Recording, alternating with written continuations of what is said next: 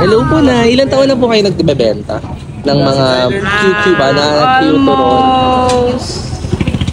Yes. Isang dekada na. Isang dekada na?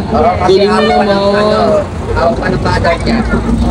Galing sa nanay, tapos pinasa sa inyo. naming hawak. 16 years. Sa inanay, tapos 16 years na sa inyo. Kaya sa 16 years po, ano po yung mga napundar nyo na? Kasi ang tagal eh. Nakabili na ako ng tricycle, Grabe.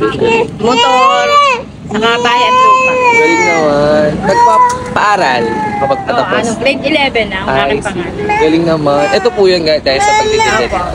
Galing naman. Thank you ate. God bless. Lumipad ang aming team dito lamang sa Bambini Street sa Hulo, Pilila, Rizal. Dito lang sa malapit sa kanto, sa may boundary ng Hulo at Takungan. So pununtahan ko nga itong kilalang kilala, pero bago yun. Takot lang ako kumakain, oh. Kumakain, nakita ko na.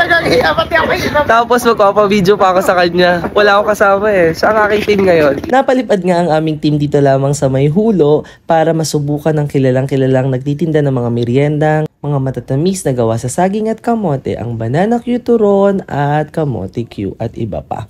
So ito na nga yung kanilang kamote Q. I like it. Hindi siya super tamis and higit doon, mura lang siya. 20 pesos, meron ka ng kamote Q. Ang lalaki pa nila. Tapos ito naman is 3 pieces for 20 pesos din. Meron siyang palaman na ube na binalot sa wrapper. So yes, obviously ube flavor and it was really good.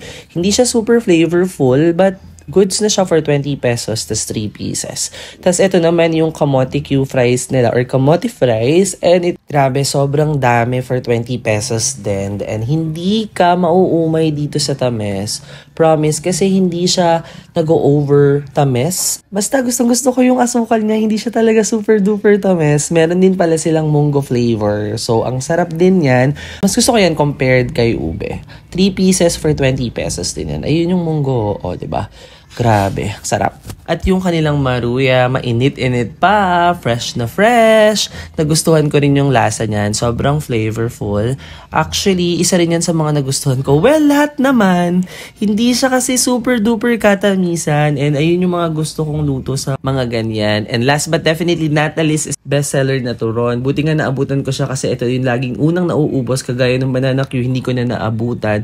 By the way, open sila from 12:30 PM hanggang maubos sa hapon. So, kung ikaw ay nanonood na ngayon, puntahan mo na sila.